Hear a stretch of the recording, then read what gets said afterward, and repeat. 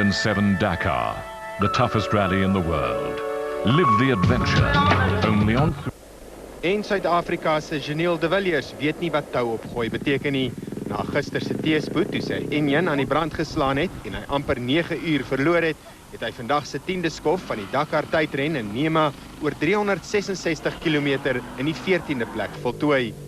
Die Fransman Stefan Hansel het egter sy algehele voorsprong tot byna 10 minute gerek deur 4de te eindig, terwyl Mark Koma van Spanje na sy tweede plek vandag amper 55 minute voor is in die motorfietsafdeling.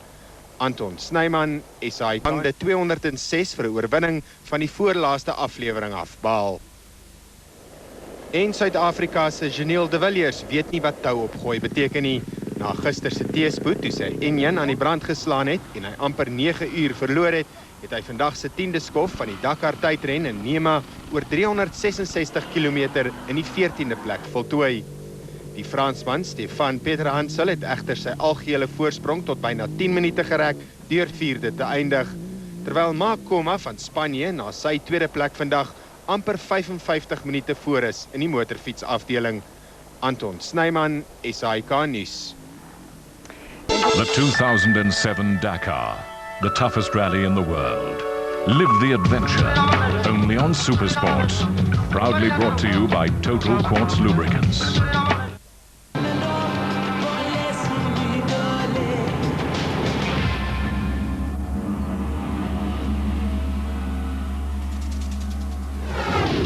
The end of a long and tiring day, arriving just before midnight in Nema, Janelle de Villiers in the Volkswagen. Today's stage replaced the loop out to Timbuktu, which was cancelled for security reasons. For the front runners, it was a time to be careful and maintain their position, and that meant that the field would be open for others to start.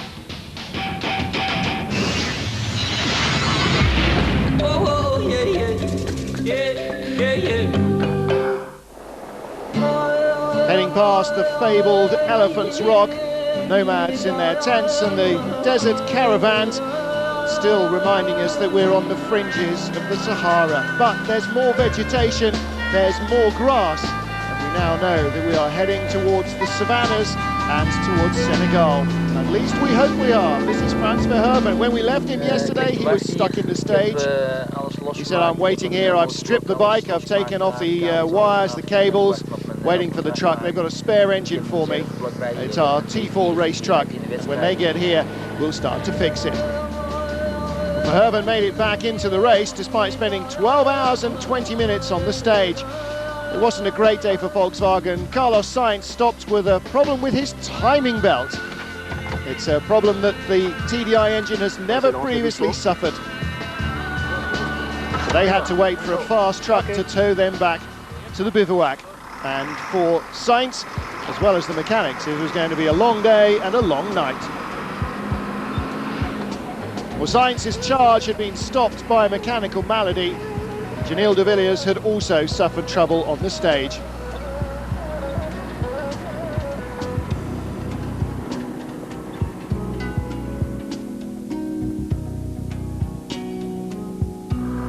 Into the night, a lot of privateers were still on the stage. This is Alain Bonson. He had an electrical problem. He rode 10 kilometers without any lights. At the end of the stage, he was in trouble. The medic's picking him up. He stopped a truck and said, have you got a light that I can use? No, we haven't got anything. Merci. What do you need? I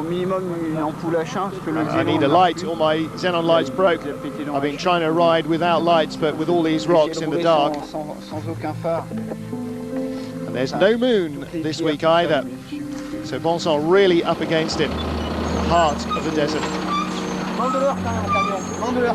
And to add insult to injury, here comes the Volkswagen support truck towing Carlos Sainz. There in the darkness sits the Spaniard, probably wondering what on earth is going on.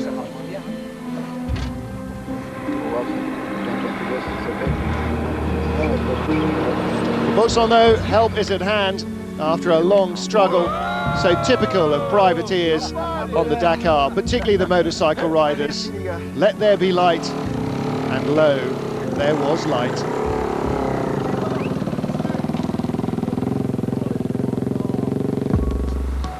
Catching up with Carlos Sainz, most had already dined in the bivouac and quite a lot had gone to bed by the time El Matador arrived, looking very much like he'd physically been dragged all the way.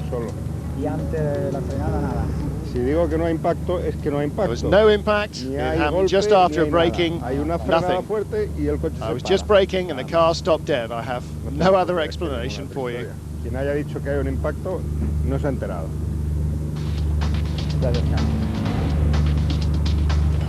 was a tired and very dusty Sainz who left the mechanics to get to work, but he wasn't the last of the late arrivals. So it's hard to understand and to accept, but on the other hand, it's sport, it's motorsport, and we all know in high competition where you go on the limit everywhere, you cannot always have the success you want to have. Realism in the fate of a tough day for the Volkswagen team boss Chris Nissen, but these guys are not about to give up. Nearly 2 hours later, just before midnight, a bath of mud, somewhat resembling Janil de Villiers, arrived. Look, I'm sure they'll be able to do something, and we'll be able to fix it. I'm sure they will fix it. And it was a warm welcome from the team boss as they got home.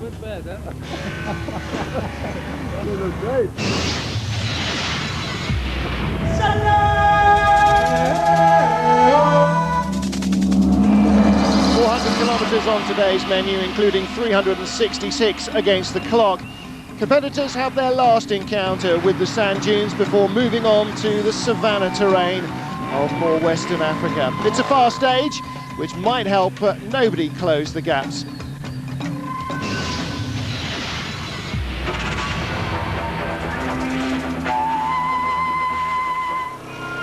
Well, with few kilometres than the last few days to cover, no pre-dawn starts, but still, early morning, getting ready to roll.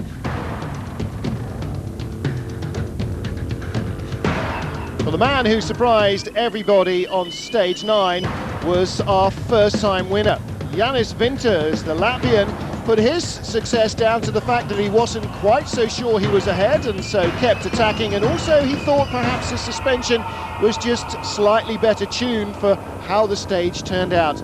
Today's stage was fast and sinuous according to the roadbook, and not too sandy. No major dune problems, it was all pretty hard going. And Vinters was attacking right from the start.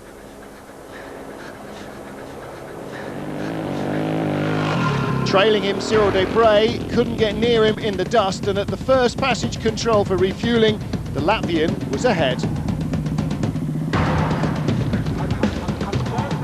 Desprez was the next man in, but he hadn't made up any ground, and he'd be wondering about what was behind. It's like you're having Bodie Miller out front, he said. Vinters is really going full attack. He's riding at 110%. We're maybe 95, but he's really going for it. And that despite a loose seat, which the Latvian would have to try and tie wrap on. They spend most of their time, even on these pistes, standing, leaning over the front wheel to keep control, but still a loose seat is more than just an annoyance. Well, he won the 450 class for the smaller engined machines. The man who won the stage, our second stage win for the Portuguese, Helder Rodrigues. He won stage 2 in Portugal after compatriot Ruben Faria had won the first counter. And now on stage 10, he was again on top of the leaderboard. A great effort from the Portuguese. He led at every passage control, but in the end, the margin of victory showed how fast and short the stage was, just 44 seconds. This is the onboard view from Thierry Bettis, underlining what Cyril Desprez had said about dust on the first leg of the stage. I'm happy to share my second Dakar with you, says the beach racing specialist. Everything's going okay so far. He's having a little moment there, having a lot of fun. A lot of sand this year, my 450's going well. I'm trying to win the category with Honda. Dakar's really motivating me. It's fantastic, he said. We see fantastic things, and I want to say hi to everybody back home watching on the TV.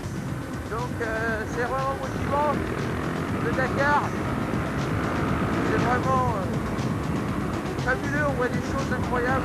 Et bien entendu, je passe un bonjour à toute ma famille qui me regarde en ce moment à la télé. Well, Baptiste, 6th through the stage on his 450, and he was 2nd in that class. 3rd was the Corsican restaurateur, who'd starred so well on the 2nd stage in Portugal. Michel Marchini, 3rd in the 450 class and 8th fastest overall.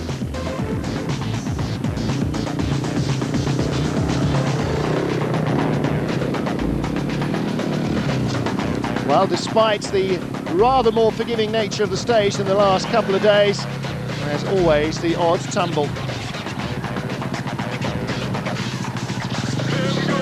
And if you're not seen by a local, you generally get spotted by the cameras. So what about our overall leader? Well, he dropped just 44 seconds to Rodriguez Mark Coma, extending his overall advantage just slightly. Certainly seems to be riding his luck, attacking, as Desprez said, probably not right on the limit, but enough to make sure that he maintains his margin. And as for Desprez, 3rd on the stage behind Coma. Today again he attacked the Spaniard, but Coma managed to match his pace. The gap between them just 7 seconds, so Desprez remains in 2nd place, 54 minutes and 43 seconds behind. And after his woes and those of the other KTM riders, he must be expecting and perhaps believing that Coma can't continue trouble-free all the way to Dakar. Whatever, Cyril Desprez said before the start that 2nd to him again would mean nothing. For him, it's win or win. There is no other option. 5th on the stage was David Castor, 4 minutes 41 behind the leader. He's still 3rd overall, but he's an hour and 15 minutes behind Coma. It really is at the moment between Coma and Desprez. Everyone else, it would seem today, on this short stage where no real advantage seemed capable of being gained, trying to preserve their positions. Tomorrow is a liaison day, and then they head towards Senegal and a headlong charge to Dakar. Chris Blaze, 7th position. Now he has got a target. He said exactly the same time as Thierry Baptiste, the 450 rider, but he lost 2 minutes and 20 seconds to Castor, who's he's chasing for the final podium spot. Jean de Azevedo, 9th fastest, but that only moved him up from 39th to 36th. It's been a long recovery from him after he lost so much time. He's 10 hours behind, and there you saw him passing Paul Anders Oliverseta. Again, this evening he said this was just a stage to roll through under control. No point crashing now.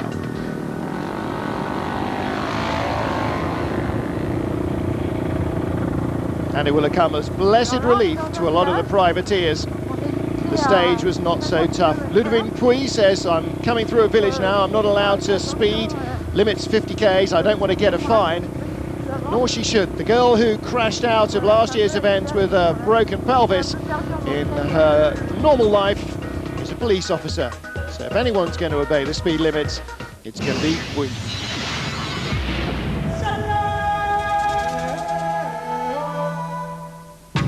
Confirmation then of the 2nd stage win of 2007 for Helder Rodriguez, the 450 Yamaha, able to match the pace of the bigger KTMs today. 44 seconds ahead of Coma, another few ahead of Desprez, so really no change at the top, but it is just those two. An hour behind is 3rd place. Blaze still trying to close on Castor. Today, said Helder Rodriguez, I really pushed. The terrain was just how I like it most. 60 k's into the stage when I caught Esteve, I understood that I was going fast and that today could have been a good day for me. So I really pushed as hard as I could. My mechanics worked the whole night and the bike was just perfect, and I'd like to dedicate the stage win to all my mechanics, those who are here and those who are in Portugal as well, who set it up before the rally. Rodriguez really made me laugh, said Castor. I thought that I was going fast, I was really concentrating on the piste, and then suddenly he came past. Wow, full throttle, so fast, on the seat, and he even waved to say, hello, thanks for letting me pass. I didn't let him pass, I didn't even see him behind me. I think he left his brain in the tent this morning and just rode flat, flat, flat. Well, today, pretty relaxed pace. The guys in front were pushing hard. I tried to look after the bike, even though it's not a really easy task on this event. Over the next few days, I'll take it easy, see if I can ride my luck to reach the Lac Rose.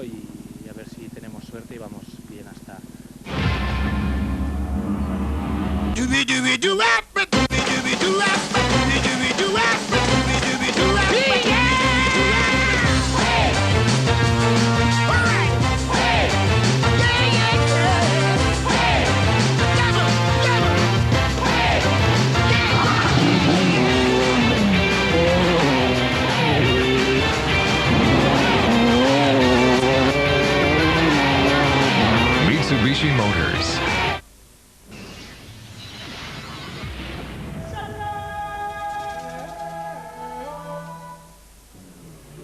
If you want to produce grip in the soft sand, you need to lower your tyre pressures. Stefan Onra says when a tyre gets to soft sand, the bigger its surface area on the ground, the less it digs itself in, the faster you can go. To increase the surface area of the tyre, the drivers have to reduce the tyre pressure. But how do you do that in the middle of a stage? Well, there are differing techniques, depending on whether you're two-wheel drive or four-wheel drive. Stefan Onra says, with this button I can activate the compressor that fills an air tank, and then with two levers I can either increase the pressure in the tyres or decrease the pressure in the tyres without even leaving the cockpit. Turning to the left puts the pressure up, turning to the right drops the pressure. Two-wheel drive vehicles are allowed to use this automatic system, but the four-wheel drive vehicles have to do it manually. And that involves the crew getting out into the sand. In Volkswagen's case, says Michel Perrin, Carlos Sainz's co-driver, we've got a table that shows us the deflation time for each tyre pressure level. So we open the valve with a little stick on here, and we wait, checking our watch till the pressure gets down to the right level. And then to inflate it, we've got a compressor and an airline, and it's got a little valve on that tells us with the gauge exactly what the pressure is. So just like when you are at a petrol station with your car, you can feed air in until you get the right pressure. But Mitsubishi have not used the automatic system for several years. They have, however, got an automatic deflation meter that tells them exactly when the tyre is at the right pressure. To deflate the tyre, the co-driver gets out, punches in the pressure he wants into the little box, like 1.8 bar for instance, and then he pushes the bar onto the valve, and the system allows the air out until the correct pressure is achieved, saving time and perhaps shoveling effort on the next sand dune.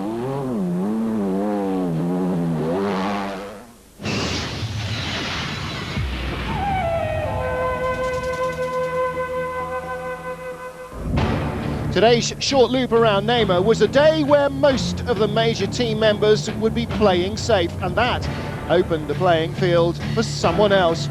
And that someone else, scoring his first career Dakar win, was the driver from Qatar, Nasser Al Attiyah. His BMW X-Raid has been up in the top order throughout this African trek. The stage, he said, really suited the BMW. Despite suffering from a heavy fever for the last few days, he pushed as hard as he could. He currently lies fourth overall, 30 minutes behind Jean-Louis Schlesser, and he's claimed his first stage win. And something of a record here, Hiroshi Masuoka got through trouble-free, the first stage on the event, where he hasn't had at least some kind of a problem. Just 28 seconds behind the winner, caught his teammates on the stage and sat behind them to the end, or he might have won it. And so too Mark Miller, third today, and really giving it the gun. He's BMW's top runner at the moment, pushing very hard. He currently lies fifth overall. For Stefan Peter-Hansel, fourth on the stage, like his teammates, making sure there were no errors, no mechanical carnage. Towards the end, he caught Luc Alphon, sat behind him and just paced himself. Tu vas aller tout droit là, on va aller sur la droite. Well, if the Mitsubishis were able to pace themselves, that certainly wasn't going to be the case for Carlos Sainz. With a lot of time to make up after yesterday's timing chain failure, he arrived at the bivouac around 10 p.m. and a probably restless night left him fired up for the job in hand. 5th on today's stage, he still lies in 10th place overall. Between here and Dakar, as everyone knows, an awful lot can change. Luke Alphon 6th on today's stage, just 2 minutes 48 seconds slower than Alataya, and that was after taking things easy. After he passed Jean-Louis Schlesser, wasn't able to make up any more time, he said. I need some more straights, said Schlesser. Co-driver Arnaud Debron says these long corners are good. It's not too sandy either. But Schlesser needed a little bit more space to really open the buggy up. Not the perfect conditions, he said, today to be able to win a stage with a two-wheel drive car. Behind him in 8th place today, losing about a minute and a half with a navigational error, Danny Roma happy to get through the stage with no problems. And the second BMW in the top order, Jutta Kleinschmidt. Before the start of the Dakar, she said, all we need is just a little bit of luck. So far, they've barely had a grain of it. But after 40 kilometres into the stage, the bad luck afflicted Carlos Sousa, the Portuguese stuck at the side of the piste with a broken transmission. The crew forced to put into practice all their mechanical skills, removing the rear drive shafts from the differential and going into two-wheel drive. I think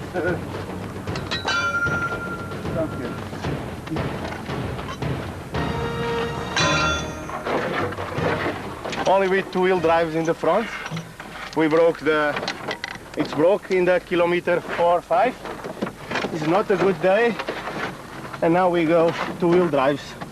But I think it's not difficult the stage today, so we must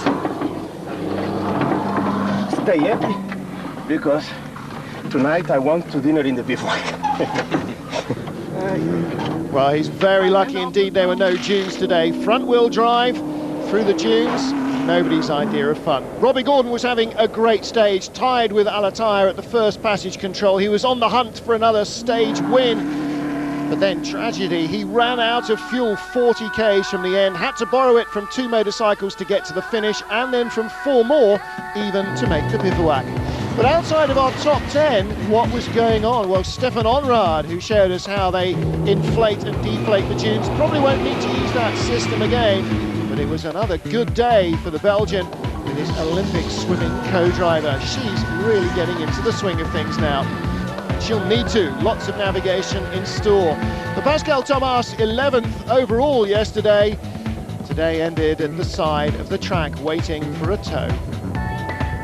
Gearbox failure puts him out of the 2007 Formiliash Dakar. We've broken our last gearbox, he said, so now we've got no choice but to withdraw. Well, everybody's loss is somebody's gain. Now 11th overall is the top privateer, Bernard Arandonea, in his distinctive buggy. And another buggy, 14th overall, Sergei Shmakov. The Russian's been in the top 10, and some of the stage times through Mauritania really pushing hard. 4 times a bike winner, Eddie Orioli. His Isuzu pickup lies in 16th place overall. The team have lost World Rally star Marco Allen several days ago. Another BMW going strongly. Jose Luis Monterde was in a top 10 position until trouble in Dakar last year. He finished 24th. He's running 17th at the moment. And the first of 23 bowlers on the entry is Nicolas Guibon, the Frenchman.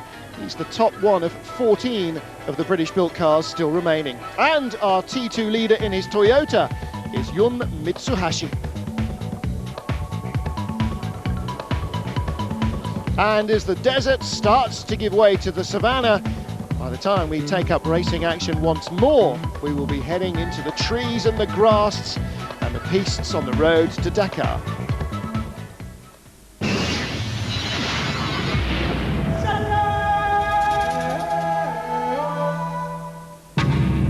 So his first career stage win, Nasser Al Attaya, taking it with the very last, perhaps, of the sand ahead of Hiroshi Masuoka. But look how close those gaps were, testament to how it wasn't such a tough stage, perhaps. Peter Hansel still leads by less than 10 from his teammate Alphon. I try continue same pace, you know, because it's very important for me reach Dakar, you know, and because last 2 years, you know, we retired, and for me, and I need more experience, you know, because it will be good for me. It wasn't such a difficult stage, just twisting in the sand, but it was physically demanding, lots of work, and I mean, we went as fast as we could go. It got rough after one of the CPs, and we had to take it easy a little bit, and probably lost the stage in that little area, but so far so good. For the first time we got some tracks into the savannah, said Stefan Peter Hansel, some holes, white grass, some hidden tree stumps, so we had to be careful. Loop stages are less exciting perhaps than normal ones that take us from one place to another, so from a geographical point of view we remain in the same place, and that's a little bit boring. Géographiquement, on reste au même endroit, c'est un peu plus ennuyeux.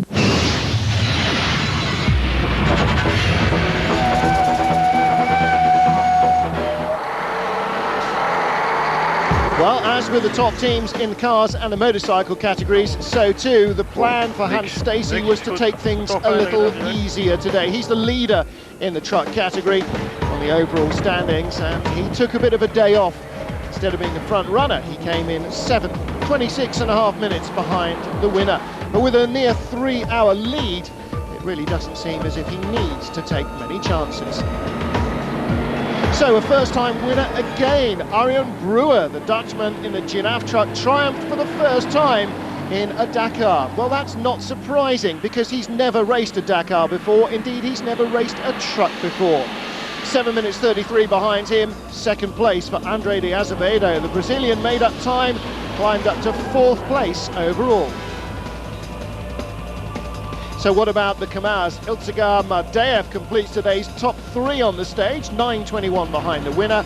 Doesn't affect the overall standings by much. Hans Stacey still has a near 3-hour advantage. Volfert van Ginkel 4 hours behind the leader, 3rd in the overall standings. And De Azevedo moves up to 4th place ahead of Alex Lopez.